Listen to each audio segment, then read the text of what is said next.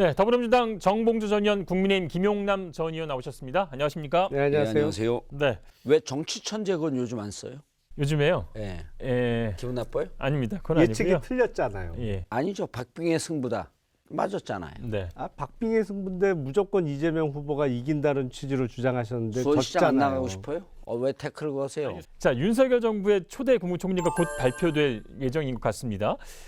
윤석열 정부 초대 총리 어떤 자격과 가장 중요한 역할은 뭐라고 보십니까? 이게 사실은 네. 자격이나 역할 중에 제일 중요한 건 국회 통과 가능성이죠. 경제 원팀을 강조하면서 국무총리도 경제에 관한 전문성을 가진 분, 또 그런 커리어를 가진 분 중에 고르려고는 하고 있는 것으로 예. 알려져 있어요. 예. 그러다 보니 민주당하고 인연이 깊은 분, 아니면 지난 민주당 정권, 지금 문재인 정권 출신은 고르기가 어려울 거고, 그러다 보니 노무현 정부에서 활동했던 분 중에 총리 하마평에 오르는 분이 나오고 있는 거죠. 예. 저는 이 정부의 앞날이 진짜 걱정이 돼요. 예. 왜냐하면 지금 이제 민주당의 거대 야당 172석을 갖고 있는 야당의 동의가 필요하다. 무척 중요한 얘기거든요. 네. 근데 저는 지금 따로따로 노는 듯한, 그러니까 팔다리가 전체가 다 따로따로 노는 듯한 그런 느낌이 많이 드는 게, 방금 이제 경제 원팀이라 그러셨거든요. 그렇게 갈 건지 아니면 통합으로 갈 건지, 또 요거 앞서서 뭘 결정을 해야 되냐면 작은 청와대와 내각이 제대로 일을 할 수 있게끔 해야 된다. 그렇게 되면 책임 총리제로 가져야 되거든요. 책임 총리로서의 지위를, 권한을 줄 것이냐, 이게 지금 아직 결정이 잘 안 나 있어요. 그래서 요 부분을 먼저 결정을 하고, 경제를 주로 할 것이냐 아니면 통합을 주로 할 것이냐, 그래서 어느 걸 메인 태제로 가져갈 것인가라고 하는 것을 결정을 해야 되는데, 어떨 때는 경제 원팀, 어떨 땐 또 통합, 이런 얘기를 하기 때문에 저는 좀 그 방향을 갈피를 못 잡겠다. 권한에 대한 어떤 규정이 먼저 돼야 된다는 그런 성격이죠, 성격. 같고요. 예. 이 국무총리의 성격을 어떻게 할 거냐. 그러니까 그 책임 총리제로 하게 되면 국회와 소통이 중요하니까 예. 그거에 맞는 인물들이, 그래서 이제 논의되는 한덕수 이런 분들은 괜찮아요. 김한길, 박주선 이런 분들은 뭘 하겠다는지 잘 이해가 안 돼요. 그러니까 인물 중심으로 가지 말자는 거예요, 저는. 예. 그 방향 중심으로 방향을 먼저 먼저 가고. 설정해야 된다. 예를 들어서 김한길 전 대표나 박주선 전 의원 같은 경우에는 민주당에서 오래 정치를 해온 분들이잖아요. 예. 그러니까 이른바 통합형 총리라고 볼 수가 있겠죠. 근데 문제는 뭐냐면 이게 역설적이게도 민주당에서 반감이 더 센 것 같아요. 맞습니다. 그러다 보니 오히려 정치인 출신이 아닌 과거 노무현 정부에서 강요로 활동했던 분, 그 대표적인 예가 한덕수 전 총리 예, 같은 그러니까, 경우죠. 노무현 정권의 마지막 총리였고, 총리였죠. 다음에 이제 이명박 정부에서는 주미대사를 오래 예. 했죠. 예. 그리고 그 한덕수 총리는요, 총리로 있으면서요, 비공식적으로 이명박 대통령 인수위에 도움을 줬어요. 예. 근데 이거는 정부의 일관성, 연속성이라고 하는 측면에서는 사람에 대한 규정과 무관하게 의미가 있는 행동을 한 거예요. 지금 절대 권력을 갖고 있는 대통령이기 때문에 시어머니로 비유하면요, 민주당이 이제 며느리격이거든요. 박주선, 김한길 이런 분들은 말리는 시누이격으로 보입니다. 더 미워요. 민주당하고 앙금이 남아있고 아주 지독한 갈등 속에서 나갔기 때문에, 예. 그래서 그분들은 통합형으로 가든 대통령을 보좌하든 적임자가 아니다. 통합형은 더더욱 아니다. 집안에 따라서 시누이랑 며느리랑 사이가 좋은 집안도 좀 있지 않나요? 대전은 있는지 있을 모르겠는데 수는 서울에는 있는데 없어요.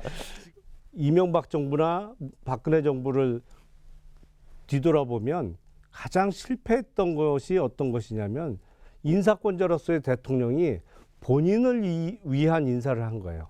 뭐냐면 본인이 편한 인사. 그러다 보니 경험이 많고 경력이 화려한 분들을 계속 중용을 하는 거죠. 인사권자는 편해요. 왜냐하면 믿고 맡길 수가 있거든요. 네. 예전에 다 장관도 해봤고 뭐 경력도 많은 분들이니까. 단점이 뭐냐? 이렇게 인사를 하다 보면 5년, 10년 후에요, 그 진영에 사람이 없어요. 쓸 사람이 없어요. 가장 대척점에 있는 인사 운영의 그 사례가 노무현 정부입니다. 그때는 진영을 위한 인사를 했어요. 경험도 없고 경력도 미천한데 중요 자리에 뭐 장관이 됐던 청와대 수석이 됐던 그때 당시로는 대단히 젊은 사람들을 뽑아서 썼어요. 그러다 보니까 노무현 정부 시절에 여러 가지 뭐 국정 난맥상이 나타났죠. 삐걱거리는 것도 있었고 경험 부족으로 인한 실수도 많이 나왔는데 5년, 10년이 되니까 이런 사람들이 다 굵직굵직한 정치적 제목이 되어 있는 거예요. 근데 뭐 문재인 정부에서는 그냥 그런 사람들을 한 번 더 쓴 그 감이 있습니다. 그래서 이제 새로 출범하는 윤석열 정부에서 저는 바람이 있다면 총리야 경험 많고 뭐 이런 분을 기용해서 모실 수 있는데 내각의 주요 포스트에 너무 과거의 인재를 다시 등용해서 쓰는 우를 반복하지 않았으면 좋겠다는 네. 생각이 있습니다. 능력 있고 새로운 분은 좀 뽑아 썼으면 좋겠다. 그러니까 이제 우리가 이렇게 지금 말씀은 가름말을 잘 타셨고요. 예. 근데 지금 아까 이제 노무현 대통령을 비판을 했는데 노무현 대통령은 특징적으로 뭐를 잘했냐면 이해찬 총리라고 하는 분에게 그 책임 총리로서의 권한을 줬어요. 그리고 그때만큼 우리 정부가 이제 물론 장관 개개인을 비판할 수는 있지만 구조를 그때는 무척 잘 잡아준 게 안보 통일 분야는 정동영, 그다음 복지는 김근태, 그리고 경제 쪽은 정세균 이런 쪽으로 해갖고 실질적으로 그분들이 부총리인 경우도 있지만 그 몇몇의 장관 부처를 책임지고 있는 부총리격으로서 역할을 해줬어요. 예. 인사 부분에 있어서는 좀 실패했다라고 하는 지적을 해도 구조적으로 정말 청와대 중심의 정부를 안 끌고 간 것은 지금도 우리 그 정치사에서 평가를 좀 합니다. 그래서 지금 봐갖고는 우려가 되는 게 그 어느 때 대통령보다도 더 심하게 대통령 중심의 청와대 중심에 인선할 것 같은 두려움이 있는 거예요. 선거 때 했던 대로 책임 총리제 형식으로 좀 가고 책임 총리제로 가게 되면 우리가 말하고 있는 그 다음에 이원집정부제, 그 다음에 정치가 좀 더 선진적으로 갈 수 있는 내각제, 그 다음에 연정, 다당제 이런 쪽으로 갈 수 있는 길을 놓는 거거든요. 그래서 이번에는 책임 총리제와 일할 수 있는 장관들을 세팅해 놓는 게 어떻겠냐. 예. 근데 그렇게 안 할 것 같아서 두려운데 이제 김용남 의원 얘기를 곱씹어갖고 자세히 들어보면 나 왜 장관 안 시킵니까? 이런 얘기로 아니에요. 들리는 것 같아요. 지금 이제 세 분 이름이 나왔고요. 또 거론되시는 분들이 이제 강료 출신으로 이제 최준경 전 지식경제부 장관, 임종용 전 금융위원장 이름도 나오고 있고 정치인 출신 중에는 권영세 인수위 부위원장 그리고 예. 김기현 원내대표. 그래서 이런 인물들 가운데서 두 분의 워낙 감도 좋으시고 예측력이 좋으시니까 어떤 분이 지명을 좀 받을 걸로 예상을 하십니까? 제가 보기엔 총리 지명하는 데 있어서 전략은 두 가지 방법이 있습니다. 첫 번째 방법은 진카를 언제 뽑느냐 이건가요? 그렇죠. 눈치 빠르셔. 예. 정말로 한 번에 가는 거죠. 그러니까 민주당이 거부하기 어려운 후보를 내서 그냥 한 번에 예. 통과돼서 갈 만한 사람을 지명하는 것이죠. 근데 두 번째 전략도 생각해 볼 수가 있어요. 세 번째 정도 지명되는 분이 정말 총리감으로 지명을 하는 거죠. 네. 대선 이후에 민주당이 이렇게 아니라고는 말씀하시지만 실제로 돌아가는 거 보면 점점 강성화되고 있는 것처럼 보여요. 그래서 어떤 총리 후보를 내더라도 과연 한 번에 통과시켜 주겠느냐. 그러니까 첫 번째 총리 지명자가 낙마하고 두 번째도 우여곡절 끝에 낙마하면 그때부터는 국민적인 어떤 불만이 높아질 수 있거든요. 그 부분에 대해서 이제 저는 견해가 좀 다른데요. 예. 첫째, 둘째 계속 낙마하잖아요. 물론 야당도 부담을 지는데 그렇게 되면 이제 윤석열 정부는 태생적으로 무슨 한계가 있냐면 정치 초년생이다라고 하는 그 이미지가 있어요. 긍정적으로 그대로 노출시켜준 게 MB 사면과 국방부 이전 문제거든요. 그러니까 요 세 개가 초년생이다, 신승을 했다, 그리고 실질적으로 그런 것을 보여주면서 불안한 정부다라고 하는 이걸 세 개를 묶어서 얘기하면요. 불안한 정부다라고 하는 거거든요. 그런데 첫 번째도 밀리고 두 번째도 밀린다. 그럼 민주당도 물론 욕을 먹습니다. 그런데 사람들이 어떻게 되냐면 혹시나 했더니 역시나라고 하는 쪽으로 가게 되면 윤석열 정부는 무척 위험해져요. 반복된 얘기지만 통합의 이미지를 갖고 민주당에서 반대하면 국민들 역풍에 부딪힐 만한 그런 후보로 가는 게 아주 적절하다. 네. 그런 후보가 있을까요? 저는요 농 다 빼고 한덕수 후보 괜찮다고 봐요. 근데 좀 올드한 인물이라고 하는 이미지가 있고 정치인 중에는 지금 인수위에서도 권영세 의원 같은 경우는요 국힘 내부에서도 이렇게 강성 이미지는 없거든요. 그 내부에서도 윤석열하고 이준석 후보 그 당대표하고 그렇게 싸울 때도 그 중도에서 권영세 의원이 역할을 좀 하는 그런 입장이었잖아요. 그래서 정치인으로는 권영세 의원쯤 되게 되면 민주당에서 반대하기가 그렇게 쉽지 않다. 예. 가장 우려스러운 점은 한 번에 통과될 수 있는 최상의 카드라고 해서 딱 내밀었는데 어쨌든 국회에서 반대했을 통과를 때, 안 예. 시켜주는 거예요. 예. 그러면 전략 실패하는 거잖아요. 근데 예전에 보면 이렇게 뭐 언론에서도 뭐 단독도 나오고 화마평 쭉 나오는데 좀 깜짝 카드 이런 인물들도 나온 적도 있었던 것 같거든요. 이경재 앵커 같은 사람을 내면 깜짝 카드가 되는 거죠. 저를 어디다 냅니까? 본인에게 너무 실망하지만 예. 어제부터 더 나은 내일을 위해 아모르 네. 파티. 자, 그래서 저는 이제 제가 지난주에 가장 유력한 후보는 안철수 인수위원장이라고 이제 제가 그냥 말씀을 드렸었는데 저는 아니라고 그랬죠. 두 분은 아니라고 하셨죠. 제가 틀렸는데 스스로는 총리를 맡지 않겠다고 이제 밝혔습니다.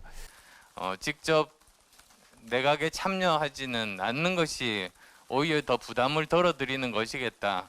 그것이 당선인의 생각하시는 그런 전체적인 국정 운영 방향을 잡는데 더 도움이 되겠다는 그런 판단을. 제가 보기에는 안철수 위원장은 이제 진정한 대선 주자가 되고 있는 것 같아요. 우리 정치권에 아직 깨지지 않은 징크스가 두 개가 있습니다. 총리 출신의 대통령이 없다.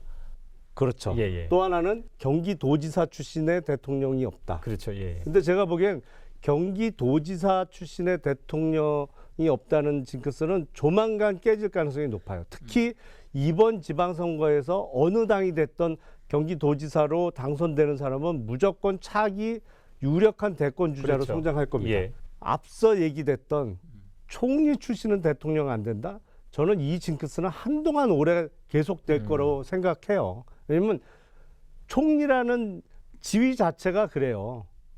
왜냐하면 대통령을 대신해서 정부를 통할하면서 또 때로는 가장 앞장서서 정부를 디펜스해야 되는 입장이기 때문에 국민들이 듣기에는 시대 감각이 전혀 없는, 그리고 민심과 동떨어지는 얘기를 할 수밖에 없는 위치가 총리거든요. 가장 최근에 애가 김부겸 총리가 요새 코로나 난리잖아요. 네. 전국의 약국에 감기 관련된 약품이 거의 다 동이 났어요. K방역의 실패를 이야기하는 것은 국민에 대한 모욕이다. 뭐 이런 발언을 했어요. 정말 논리적으로 하나도 맞지 않는 뻘소리를 하셨죠. 그런 의미에서 안철수 위원장이 5년 후에 차기에 정말로 자신이 대통령이 되겠다라는 큰 꿈을 계속 갖고 있다면 이번에 총리 지명을 먼저 안 하겠다고 밝힌 것은 정치적으로는 대단히 정확한 판단이다. 저는 이렇게 생각합니다. 네. 저는 이제 그 정치권에는 지금 이제 표현을 징크스라고 했지만 이제 속설이 많거든요. 네. 장관 출신은 대통령 되지 않는다는 또 속설도 있었어요. 뭐냐면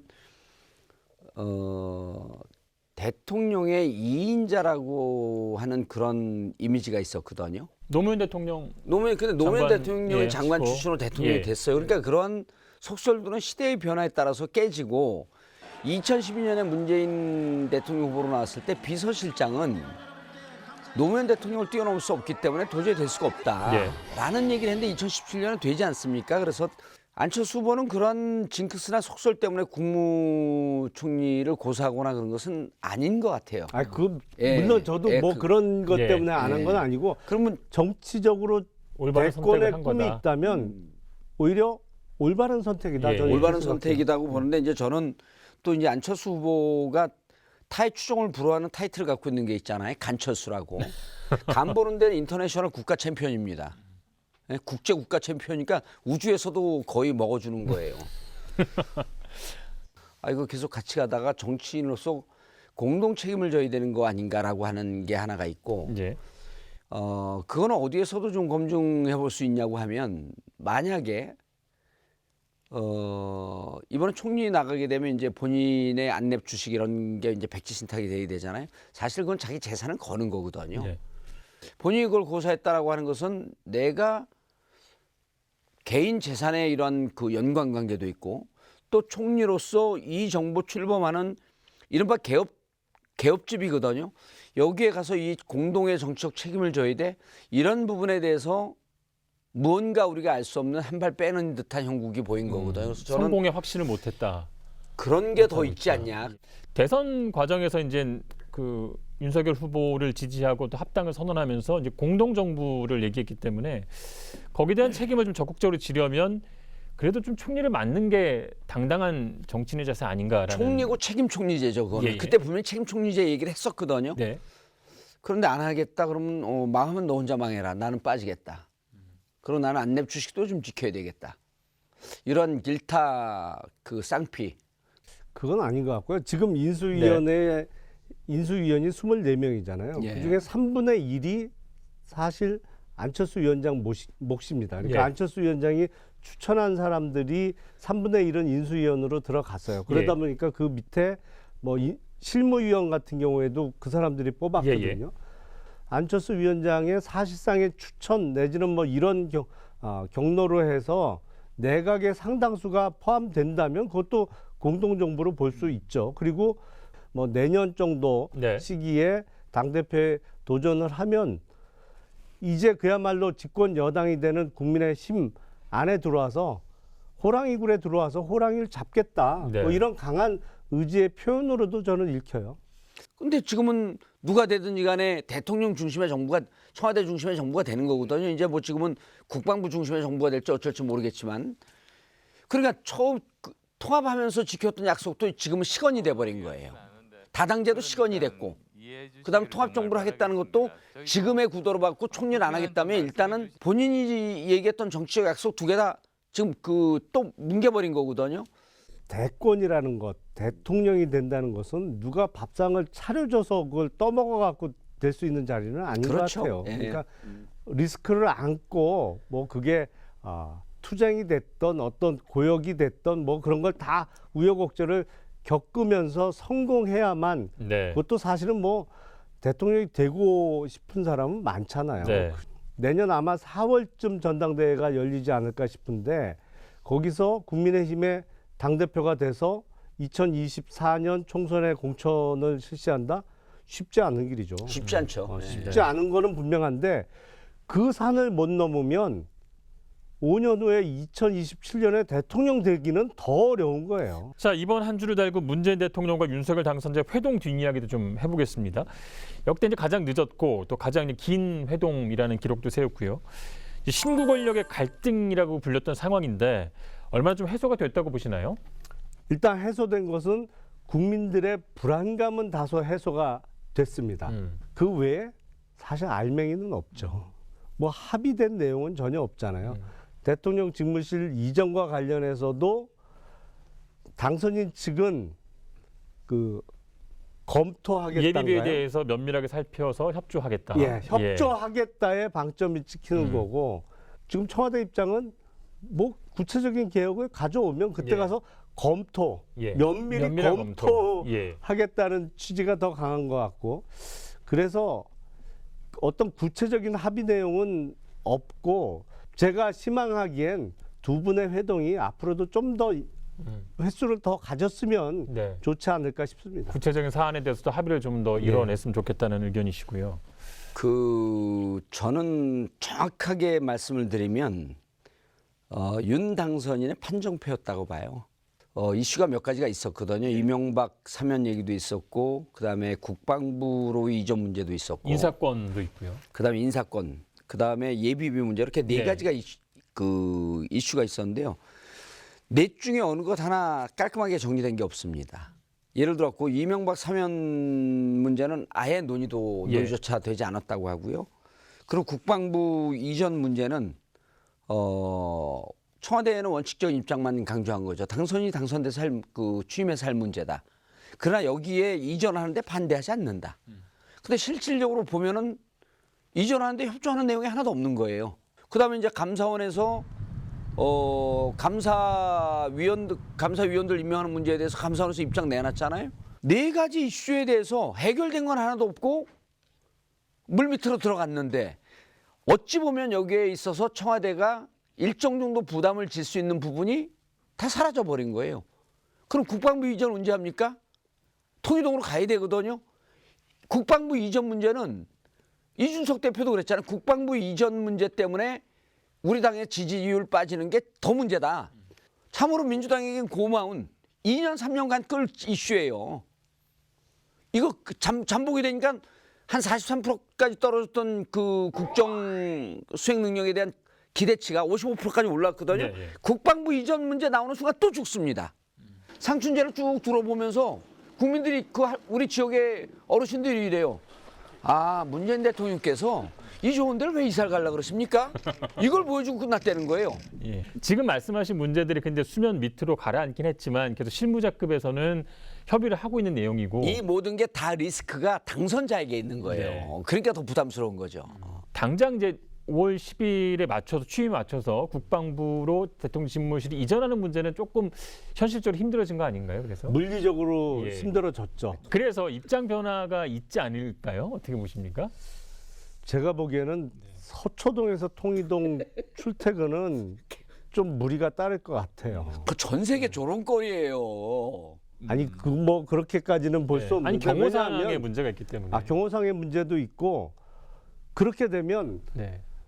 대통령의 동선이 그대로 다 노출되는 거잖아요. 왜냐하면 거기 주상복합 아파트에서 나오는 순간부터 이동 경로 나오는 시간 다시 복귀하는 시간이 그대로 다 노출될 수밖에 없거든요. 아니 근데 그게 그거는 조금 아니 그게 현실적으로 지금 무리가 현재 아닐까 인수위 싶어요. 수준에 딱 맞아요. 인수위원 중에 한 명이 경호차 셀카까지 찍어갖고 올리잖아요. 그러니까 경호 관심 없다는 거예요. 네네. 그분 그래서 그만두셨잖아요. 예, 잘리셨잖아요. 그만뒀죠. 예. 그 현실적인 방안은 뭐가 있을까요? 지금 서초동에서 통이동 출퇴근은 현실적으로 많이 무리가 따를 것 같고 통이동 가까우니까 일단 네. 물리적으로 안가로 좀 임시 거처로 들어가는 것도 현실적인 대안이다 네. 이렇게 생각이 돼요. 대통령님 안가로 가시죠. 그러면 안가. 그 말씀하실 줄 알았습니다. 자, 국민의힘 당내 얘기 좀 해보죠. 이준석 당대표가 이제 전국 장애인 차별 철폐연대 전장연의 이 지하철 시위를 비판하면서 계속 논란을 좀 낳고 있습니다. 이 사안을 바라보는 두 분의 의견 먼저 듣고 싶습니다. 이준석 대표는 정치를 비디오 게임 하듯이 하는 경향이 있어요. 비디오 게임인데 격투기 싸움이다 그러면 마지막 한 대까지 더 때려야 되는 거죠. 근데 정치는 가끔 맞으면서 더 이득을 보는 경우도 있거든요. 얻어 맞으면서. 그리고 싸워야 될 상황하고 싸워야 될 상대를 잘 골라야 되는데 이번 사례를 보면 이 장애인 단체가 정치적 편향성을 가질 수 있어요. 네. 뭐 그런 그리고 정치적 편향성이 어떤 동기로 부여됐을 수도 있습니다. 하지만 장애인의 이동권 확보라는 것은 그건 우리가 나가야 될 네. 방향이거든요. 그러니까 그런 주장에 대해서 싸워서는 안 되는 거예요. 그러니까 싸워야 될 상황이나 상대가 아닌 데서 싸움이 시작됐다는 것이 가장 큰 패착이라고 저는 생각이 돼요. 장애인은요 절대적 약자입니다. 어떠한 상황에서 어떤 무기를 어떻게 싸워도 그거 특권화됐다고 비판을 못하는 거예요. 이준석 대표 같은 경우는 어떤 식으로 해야 되냐면 119 앰뷸런스 가잖아요. 그거 피해달라고 하는데 이건 절대적 약자이기 때문에 우리가 무조건 피해야 되는 겁니다. 근데 그거 저거 뭐 특권화되어 있어? 고속도로 왜 전용을 하고 자기들 마음대로 달려? 그 차를 막아버리는 거예요. 또 절대적 약자가 어떤 그룹이냐면 어린아이들이 있거든요. 모든 미국이나 이런 사회 질서 의식이 발달된 아이들은 차일드 포스트라고 하는 이런 깃발이 딱 있잖아요. 그러면 네. 거기에 아이들이 먼저 들어가고 비행기 탈 때도 그냥 열차 탈 때도 먼저 가게 되면 저 특권화돼 있다라고 비판을 못 하는 게 절대적 약자층이기 때문에 그렇습니다. 이들은 특권화돼 있다라고 공격하는 순간 이건 뭘 정치적이고 뭘 사회적이에요. 개념 규정이 머릿속에 잘못되어 있어요. 이거는 갈등을 통한 자기의 정치적 이익을 취하는 게 아니고 기본적으로 사회의 약자 개념에 대한 몰 인식이기 때문에 정치하면 안 됩니다. 그 사실은 이제 뭐 이게 이 대표에 대한 일방적인 비판으로 끝나게 되면 어떻게 보면 이제 소모적 논쟁이 되기 때문에 제가 몇 가지 지금 의제를 확대시키려고 했는데 두 분께서 이제 다 말씀해 주셨고요. 아니 당에서 논쟁하지 않아요 이 네. 문제로 지금. 그래요? 뭐- 비판하는 사람이 없어요, 그럼? 아니 비판을 그러니까 많이 제 하고 말씀은 있죠. 그러니까 예. 이준석 대표를 옹호하는 사람은 거의 없어요 당에서. 네. 그러니까 적어도 이거는 잘못된 그럼요. 선택 같아요. 그냥 절대적 약자와 상대적 약자 개념을 하버드대에서 분명히 가르친 걸로 제가 알고 있거든요. 그 셀덴 교수가 가르쳤는데 그분 할 때 졸았나 봐요.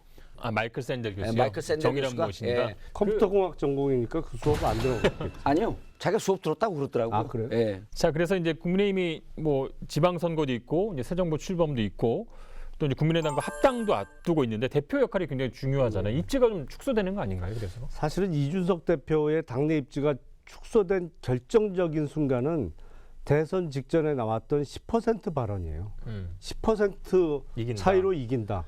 근데 개표 결과 0.73% 차이였잖아요. 그러니까 당에서 그다음부터는 이준석 대표가 어떤 얘기를 하더라도 그게 안 먹히는 거예요. 그때부터 당내 입지가 좀 좁아졌는데 이렇게 장애인 단체하고 논쟁을 벌이니까 당으로서는 당혹스럽죠. 왜냐하면 장애인의 이동권 확대라는 우리가 반드시 나가야 될 방향과 관련해서 논쟁을 벌이는 거는 예. 당으로서 엄청나게 부담스럽거든요. 그래서 저도 이제 뭐 이 유력 정치인이 그런 얘기를 하기 때문에 그 공공의 불편을 볼모한 집단적 행동, 뭐 특히 이제 불법성이 포함된 행동은 무조건 옳지 못하는 것이다. 이 논리에 대해서 조금 더 이해할 수 있는 분이 없다는 말씀이신 거죠, 두 분 다. 그분들의 이동권이나 이런 것을 그 절대적 약자의 권리를 지켜주지 못한 사회는 끝없이 반성해야 되는 거예요. 그 예. 불편 감수해야 되는 겁니다.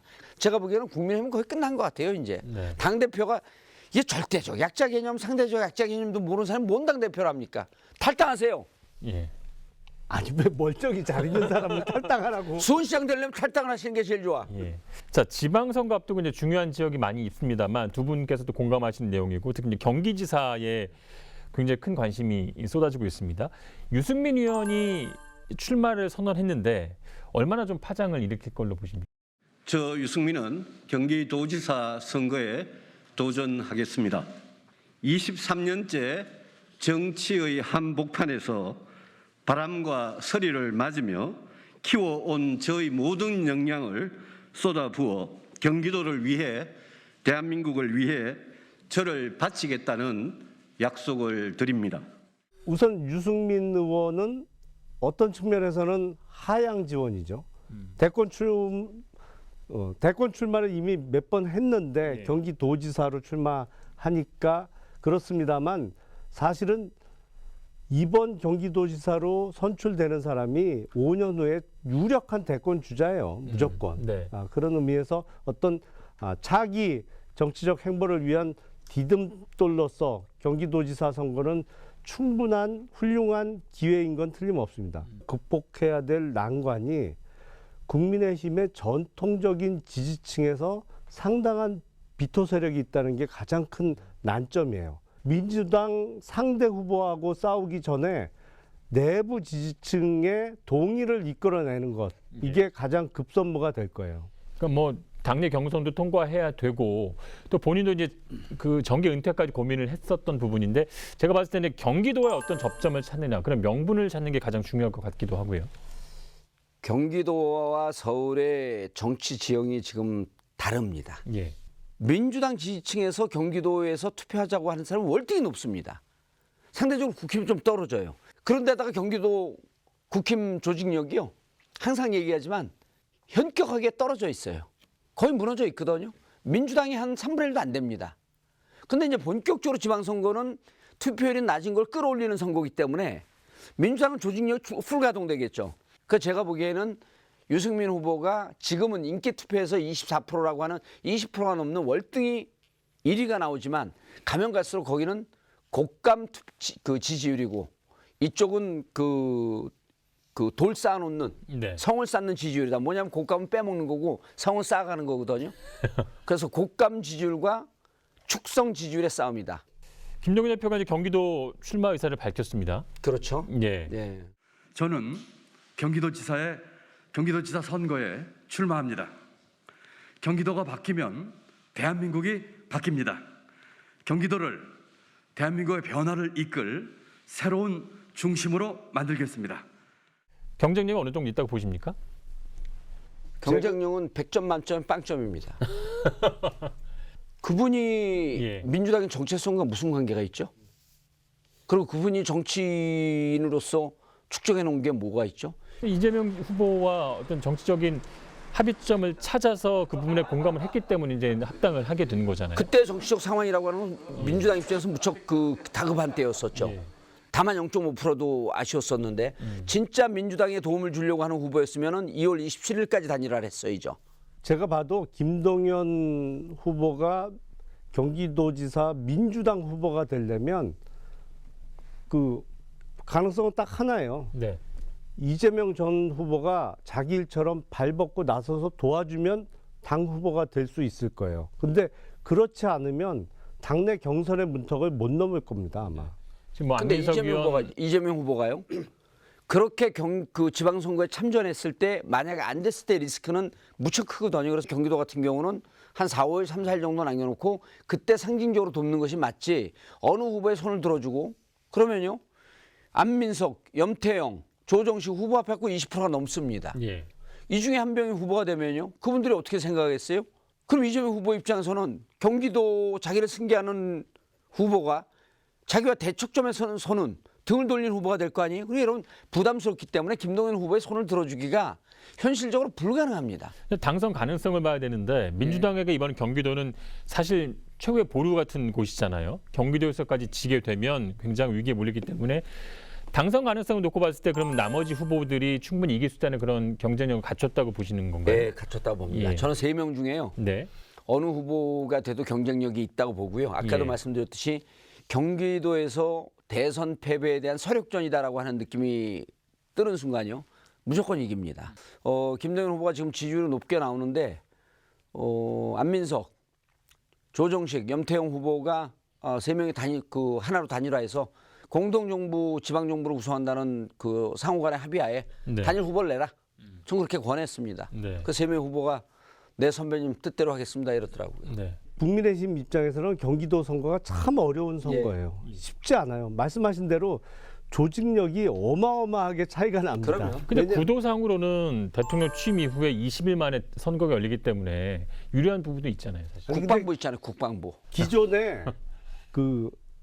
수원을 예로 말씀드리면 수원은 국회의원 선거가 5군데인데 5명 다 민주당 현역 의원이에요. 예. 그리고 시도 의원들도 압도적으로 민주당 소속이 많아요. 그러니까 뭐 저희는 지역 도의원은 한 명도 없거든요. 다 민주당이에요. 시의원들도 뭐 2대1의 비율도 안 될 정도로 민주당이 압도적으로 많아요. 말씀하신 대로 5월 10일 날 새로 출범하는 새 정부에 대한 어떤 기대감, 예. 그리고 새 정부하고 가장 보조를 잘 맞춰서 지역 발전을 이끌 수 있는 후보로서 집권 여당의 후보를 선택해주는 주민들이 많아서 경기도에서 이긴다, 만약 국민의힘이. 예. 그러면 그냥 이번 지방선거는 국민의힘이 압승한 거로 평가를 받을 수밖에 없어요. 아까 이제 기초의원, 광역의원, 단체장, 관변 조직까지 얘기했는데 전 세계가 뛰어넘을 수 없는 막강한 조직이 있잖아요. 면 단위 향후회까지 있는 호남 향후회. 경기도에 가장 막강합니다. 여기 못 이기거든요. 그분들이요. 대선 패배 서류하자라고 뛰쳐나오면요. 이게 이길까? 그럼 이제 이 열기가요. 서울까지 갑니다. 제가 보기엔요. 오세훈 시장이 이길 가능성이 49%입니다. 51%는 질 가능성이 높아요. 정봉주가 이길 가능성이 제가 51%? 나가면 이길 가능성이 51%입니다. 왜냐? 윤석열 당선인의 아킬레스건을 쑤시는 전략이 있거든요. 한 주간 쌓인 정치 독서를 빼기 위해서 디톡스 조스 준비했습니다. 수고하셨습니다. 네. 이번 이번 주 시사토크 알고리즘도 잘 보셨습니까? 화면 왼쪽을 눌러서 돌아쩌 채널을 구독해 주시면 알고리즘과 함께 돌발 영상, 뉴스가 있는 저녁 등 YTN의 간판 시사 프로그램을 함께 보실 수 있습니다.